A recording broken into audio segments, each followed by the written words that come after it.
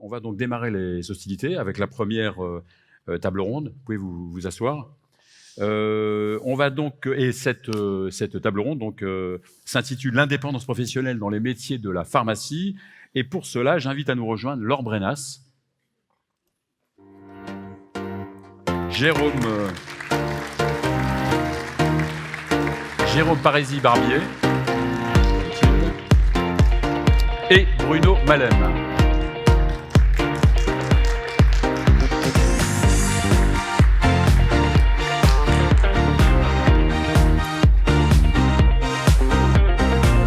Voilà, on a donc déjà 10 minutes de retard.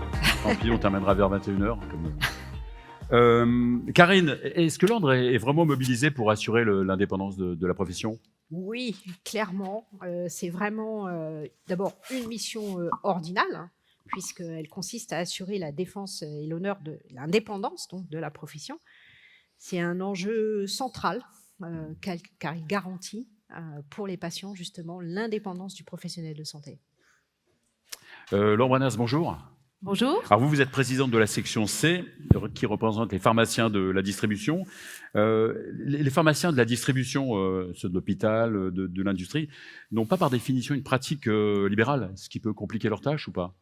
Alors effectivement, nous n'avons pas de pratique libérale. Vous en avez cité quelques-uns. Il y a aussi les pharmaciens adjoints, il y a les pharmaciens BPDO, etc. Enfin, ils sont assez nombreux. Et pour ça, la législation a quand même prévu ces cas de figure et notamment les organes compétents des entreprises pharmaceutiques, comme un conseil d'administration, se doit de nommer comme mandataire social les PR. Donc l'avantage d'être mandataire social, c'est que le pharmacien responsable participe à toutes les délibérations stratégiques de direction et d'orientation pour ce qui concerne l'exercice pharmaceutique. Et c'est extrêmement important. Donc il a un rôle clé.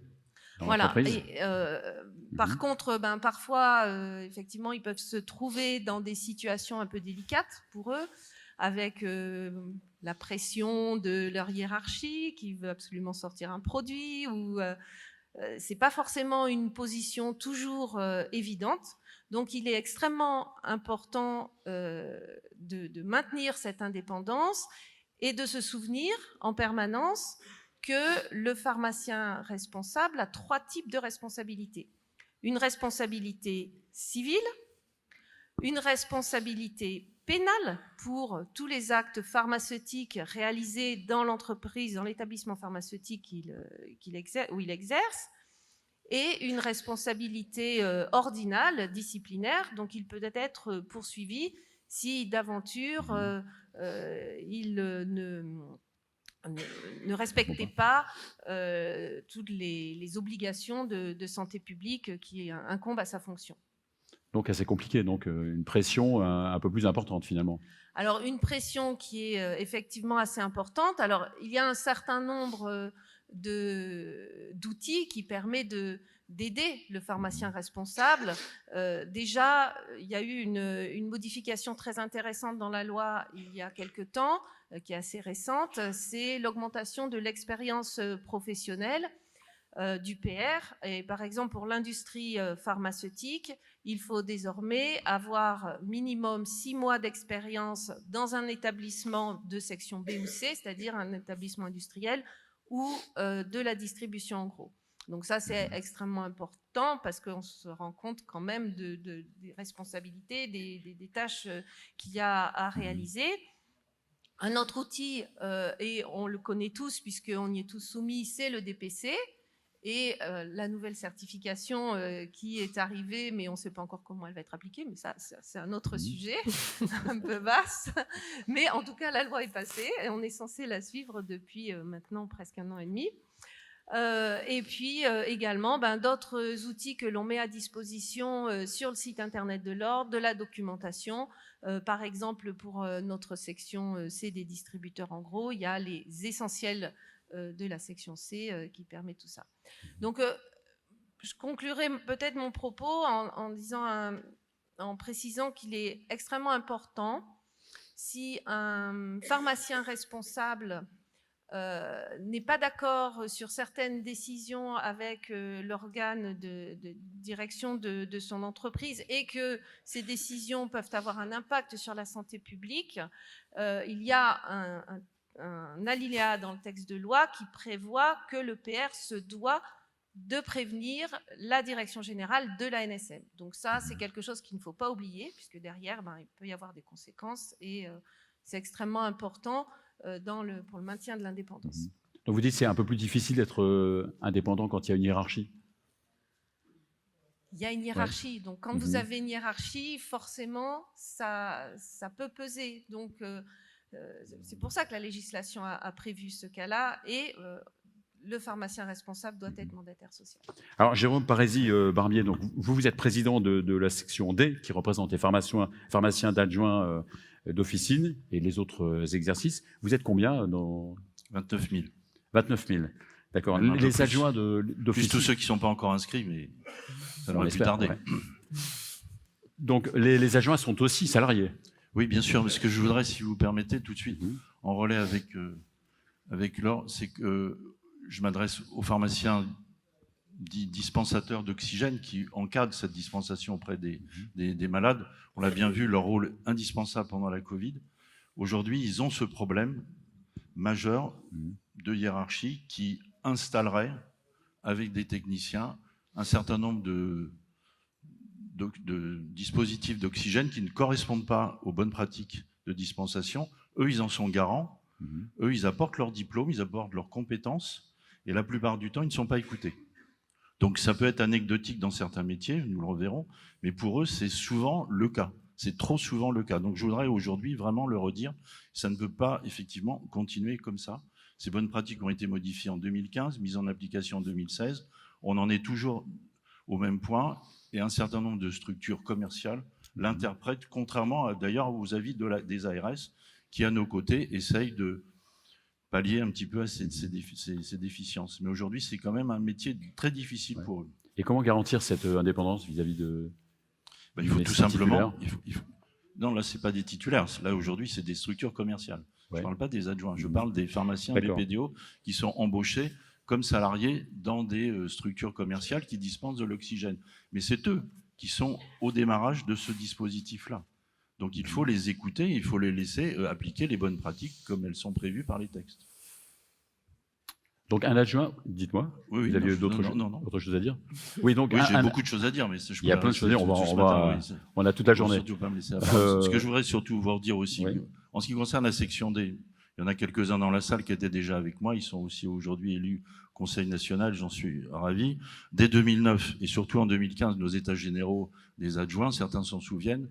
Puis en 2016, nous avons déjà proposé un certain nombre de dispositifs pour améliorer encore, comme l'a dit la présidente, malgré le Code de la santé publique qui le prévoit, le Code de déontologie, un certain nombre de dispositifs concernant cette indépendance professionnelle qu'il faut naturellement écouter, entendre, suivre. Donc il y a un certain nombre, c'est pas d'aujourd'hui qu'on s'y attelle, bien évidemment, nous et d'autres sections. On doit surtout se féliciter qu'on a un futur cahier thématique. Merci à la présidente d'avoir mis ce sujet sur la table. Donc on va pouvoir vraiment avancer. Nous aussi, quant à la section D, nous envoyons dans quelques poignées de jours un questionnaire aux adjoints qui nous parle de leur avenir, mais qui nous parle aussi d'éventuels questionnements concernant cette indépendance professionnelle.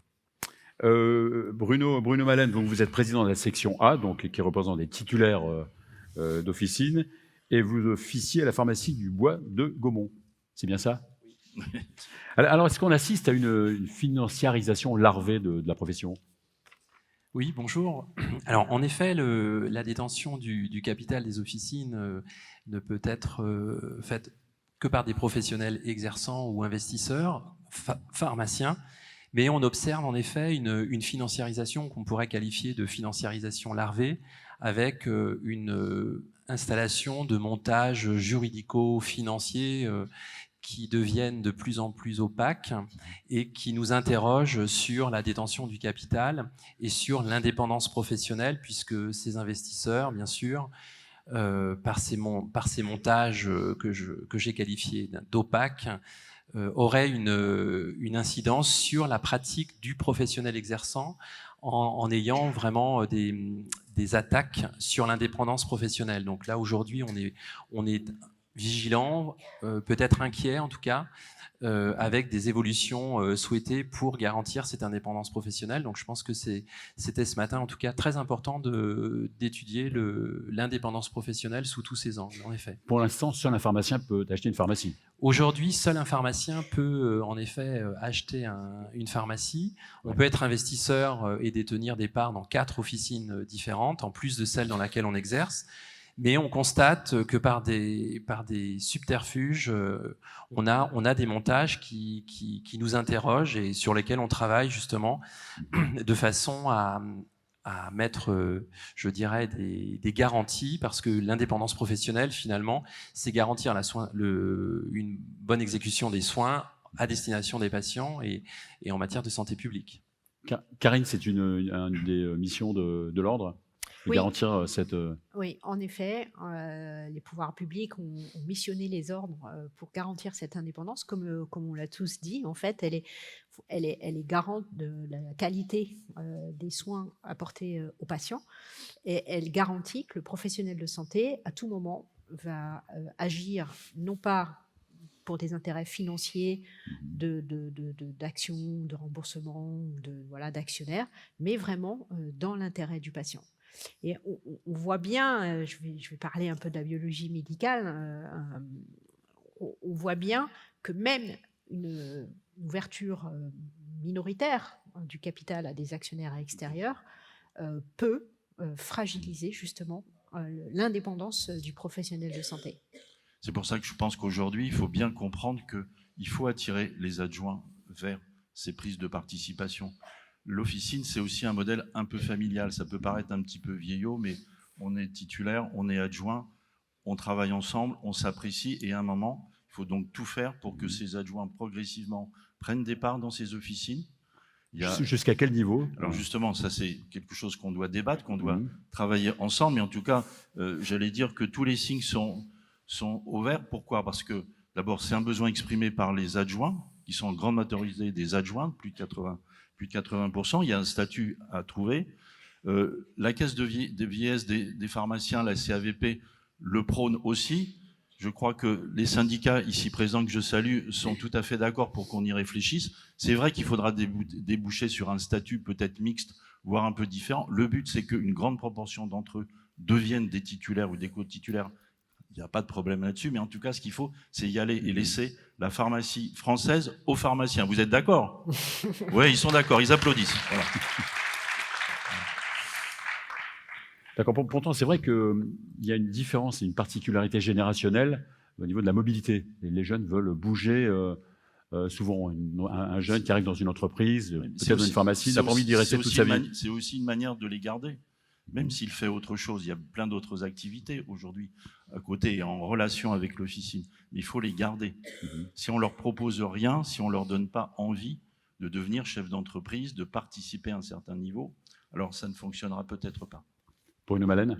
Oui, et ce que je voulais également préciser, c'est qu'aujourd'hui, l'installation des officines est réglementée, donc ce qui permet d'avoir un maillage territorial qui permettent de répondre aux besoins de la population. Et la financiarisation peut mettre à mal en fait ce maillage territorial, parce qu'un investisseur va vouloir avoir une rentabilité et donc n'ira pas dans des secteurs où les officines ne seraient pas rentables. En tout cas, aujourd'hui, le modèle permet d'avoir des officines réparties sur l'ensemble du territoire, à moins de 10 minutes de chacun des Français, à quelques exceptions près.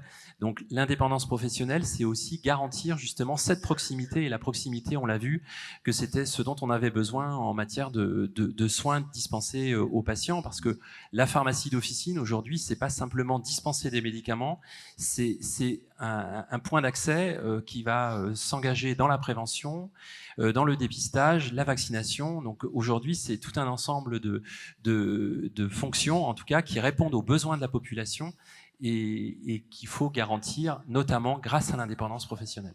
Et le pharmacien souffre d'une pénurie comme de pharmaciens, comme dans toutes les autres professions de santé ? Oui, bien sûr. Et un manque d'attractivité pendant les études, oui. Oui, tout à fait. La présidente a insisté justement sur, sur le stand d'attractivité, sur en tout cas toutes les mesures qui sont mises en place au sein de l'ordre de façon à rendre la filière attractive et peut-être s'intéresser aussi à la réforme de l'entrée dans les études qui a été plus que délétère, en tout cas pour la profession de pharmacien. Mais bien au-delà, bien sûr, il y a tout ça à faire, mais bien au-delà, il faut les garder quand ils sont dans nos officines. Il faut leur donner envie de rester et envie de continuer. Comment ? Eh bien, bien sûr, en essayant de partager des nouvelles missions ensemble, il y en a beaucoup qui le font, mais aussi, on vient de le dire, en permettant de rentrer dans ce capital d'une manière intelligente pour qu'ils sentent bien qu'il y a une perspective d'avenir qui peut être différente. Beaucoup ont envie, mais ils ne le connaissent pas. Beaucoup de pharmacies appartiennent à des groupes, à des groupements. Est-ce que, justement, dans cette financiarisation, il n'y a pas quelque chose d'assez bizarroïde ? Non. Est-ce qu'un groupement peut participer, justement, peut être... Alors, il y a groupement et groupement. Ouais. 90% des officinaux sont groupés et c'est nécessaire aujourd'hui. On aurait du mal à imaginer un paysage pharmaceutique sans l'aide logistique des groupements. Alors, les groupements peuvent apporter aussi des solutions en termes d'investissement parce que peut-être que j'aurais pu commencer par là, mais l'officine a besoin d'investissement. On a besoin de financer l'outil de travail et bien évidemment par un certain nombre de dispositifs. Jérôme l'a cité, la caisse d'assurance vieillesse, les grossistes répartiteurs aussi par le biais de boosters. Donc un certain nombre de dispositifs qui permettent aux jeunes diplômés d'accéder à la propriété de l'officine. Mais ce qu'il faut qu'on mène comme réflexion, c'est d'avoir des dispositifs vertueux en fait qui permettent en tout cas aux professionnels exerçants d'être totalement indépendants et de ne considérer le pharmacien investisseur comme un investisseur qui va aider. Et c'était d'ailleurs dans la logique du législateur de permettre justement d'ouvrir le capital aux investisseurs pharmaciens pour qu'il y ait une sorte de transmission et d'aide à l'installation avec une sorte de tutorat, si je peux schématiser, mais certainement pas dans une logique de rentabilité où on dissocie le soin et la rentabilité, en fait. Karen, jusqu'à ces dernières années, un pharmacien, quand il avait besoin d'argent, il s'adressait à la banque. Maintenant, il y a d'autres façons d'être financé. Oui, la banque, voilà. Je pense que culturellement, ça a toujours été effectivement la première approche. Mais en effet, Bruno et Jérôme ont cité des exemples où de plus en plus la profession se mobilise pour effectivement financer notamment les jeunes qui veulent s'installer. Et ça, c'est très important pour arriver en effet à des financements vertueux. Ce qu'il faut dire aussi, c'est qu'une fois qu'on a dit ça, mais que fait l'ordre, justement? Alors, à la suite de rapport sénatorial qui a eu lieu il y a quelques mois maintenant, qui fait des propositions d'ailleurs très intéressantes. La première chose, c'est de renforcer le pouvoir de l'ordre, justement, en termes de contrôle, non seulement à l'installation, mais aussi en cours de vie de la société. Et c'est un travail qui est colossal en fait, parce qu'on l'a dit déjà, les montages sont complexes, opaques, et puis parfois il y a un millefeuille de contrats, et donc pris un par un, ils ne sont pas forcément dangereux, mais l'ensemble conduit à la perte d'indépendance du professionnel de santé. Donc nous travaillons avec la Direction générale de l'offre de soins au sein du ministère de la Santé, mais aussi avec la Direction générale des entreprises, pour justement faire des propositions pour donner plus de pouvoir aux ordres pour exercer ce contrôle de l'indépendance.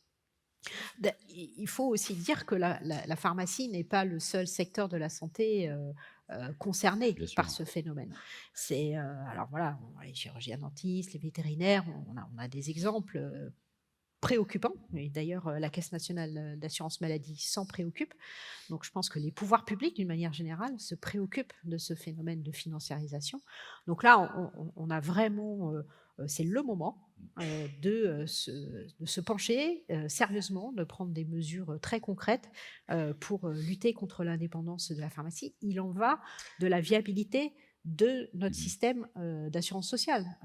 C'est quelque chose voilà, auquel on tient tous, mais il y a un moment, il faut vraiment, effectivement, se pencher sur cette question. Et Jérôme l'a cité, on travaille sur un cahier thématique qui aborde tous ces sujets de l'indépendance, donc qui va sortir bientôt. Laure Brenas, donc vous n'avez pas ce souci, vous, les médecins salariés, les pharmaciens, pardon, les pharmaciens salariés. Oui, Ouais. effectivement, on n'a pas ce type de problème puisque le pharmacien, dans son rôle, n'est absolument pas obligé d'investir dans l'entreprise dans laquelle il exerce, à plus forte raison dans l'industrie ou dans la distribution en gros. Pour nous, ce qui est important, c'est vraiment de garantir cette aide au pharmacien responsable qui porte une lourde charge, une lourde responsabilité sur ses épaules et qui puisse exercer cette responsabilité en toute indépendance.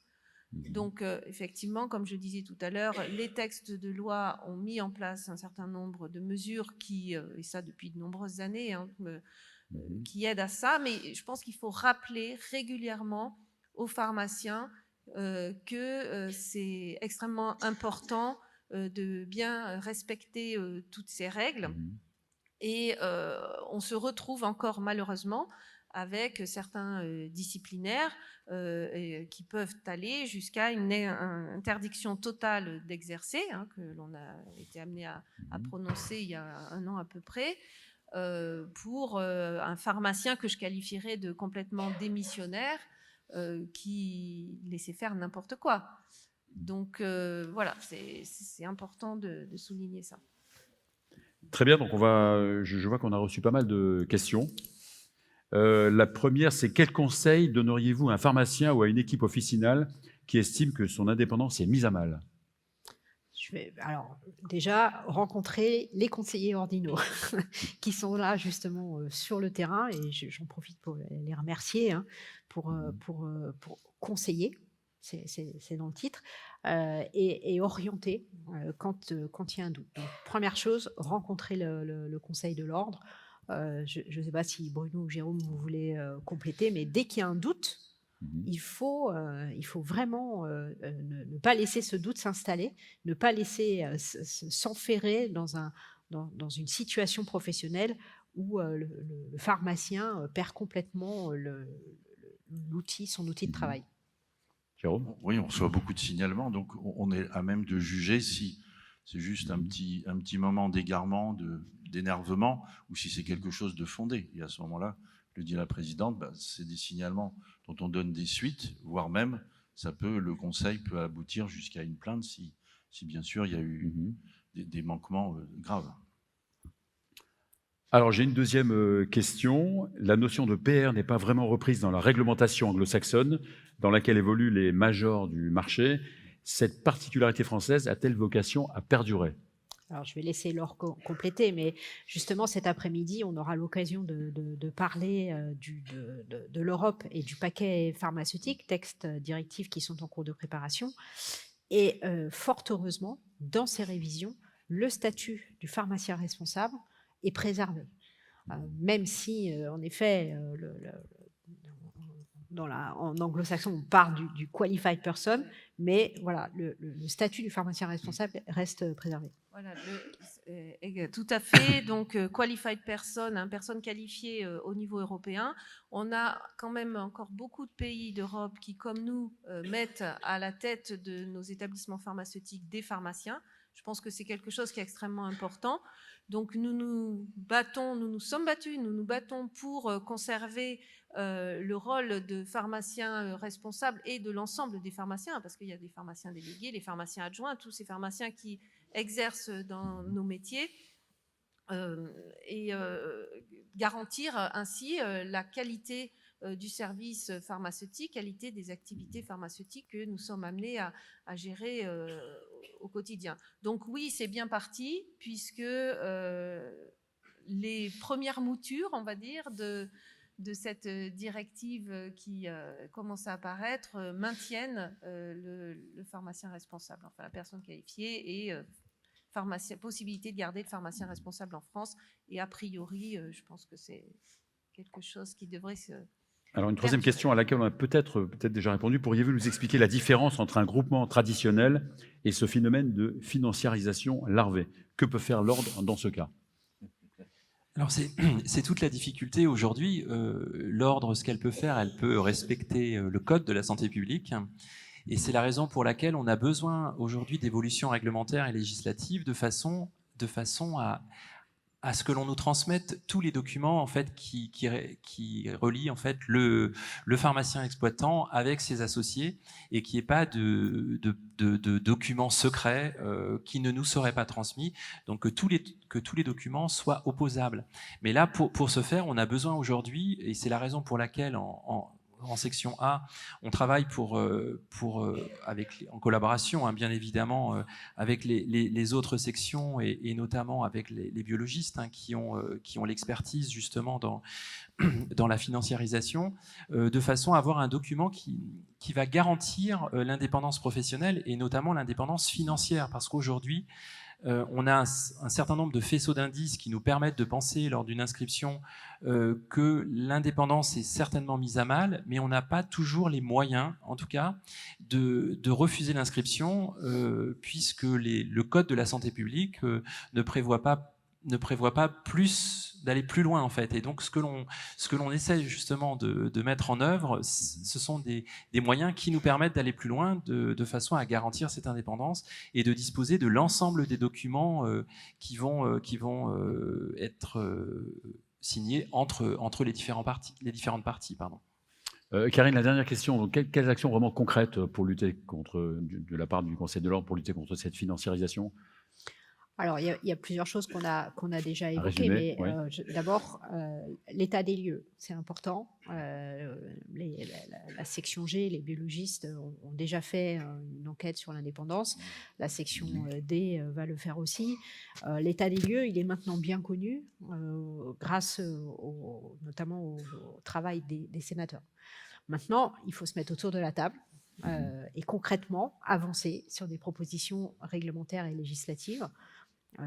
Donc j'évoquais tout à l'heure les travaux qui ont déjà commencé avec la Direction générale de l'offre de soins et avec la Direction générale de l'entreprise pour justement mettre en avant des textes qui vont permettre aux ordres, aux conseillers de faire cette surveillance, que ce soit à l'inscription, mais aussi au cours de la vie de la société. Donc voilà, une fois qu'on aura ces outils, après il appartiendra au Conseil de l'ordre de effectivement veiller à cette indépendance concrètement. Ouais, c'est pas peut-être un peu utopique, non, de lutter contre. Vous savez, l'impression que c'est la souris qui lutte contre l'éléphant, non? Alors, c'est sûr que c'est pas simple, puisque effectivement les montages sont de plus en plus complexes, et les financiers trouvent toujours pour reprendre l'analogie, des petits trous de souris pour passer. Mais je crois qu'il y a une vraie volonté politique aujourd'hui de lutter contre cette financiarisation, parce que je crois ça choque tout le monde de penser que l'assurance maladie finance des fonds de pension qui sont aux États-Unis ou ailleurs dans le monde, au lieu d'être réinvestis dans le système de santé en France. Personnellement, en tout cas, moi, je trouve ça très choquant que notre assurance maladie, qui est un bien commun, qui est un bien de tous, pour lequel on cotise tous, serve finalement à enrichir des personnes et des fonds de pension ou autres, peu importe. C'est pas la même chose. Souvent, on me dit, oui, mais les financiers, ils cherchent, quelle est la différence entre ça et un autre financier? Oui, mais quand on réinvestit dans son outil de travail, dans le système de santé, pour le bénéfice des patients, c'est pas la même chose que quand on enrichit d'autres actionnaires. Puis peut-être, je pense qu'il faut avoir un discours. Je pense qu'il faut avoir un discours très positif. Ça fait longtemps qu'on y pense. Maintenant, encore une fois, toutes les parties prenantes, encore une fois, je veux vraiment saluer l'action des syndicats qui sont très ouverts à ce sujet-là. Il faut vraiment avoir un discours très positif. Il y a aussi des étudiants dans la salle, il y a des plus jeunes, des moins jeunes. Il faut que tout le monde aille dans le même sens. Et la financiarisation vertueuse, elle se fait avec les adjoints et qu'avec les adjoints. Donc ça, il faut le dire, le répéter. Merci. Très rapidement. Ouais, peut-être un mot aussi pour dire. Et applaudir aussi, hein, si vous... Combien l'axe prévention aura beaucoup d'importance, hélas, en collaboration avec les universités, bien sûr, les enseignants, de façon à sensibiliser les étudiants de ne pas se laisser séduire, en fait, par des propositions qui pourraient paraître très intéressantes et qui mettent ces jeunes diplômés en difficulté et très rapidement. Donc il y a vraiment, et là les conseillers ordinaux sur le terrain se mobilisent pour aller à la rencontre des étudiants du 3e cycle, pour aller aussi à la rencontre des pharmaciens qui sont en reconversion professionnelle, de façon à les mettre en garde, parce que les dispositifs, en effet, sont très ingénieux. Et je crois ce sera une course contre la montre, ce sera sans arrêt, on luttera et on mettra tous les moyens nécessaires pour lutter contre la financiarisation, qui, en effet, c'est un gros chantier. Ça ne se fera pas en quelques mois, et je pense qu'il faudra assurer une veille en permanence. Eh bien, merci à vous quatre. Je crois qu'on peut les réapplaudir une deuxième fois.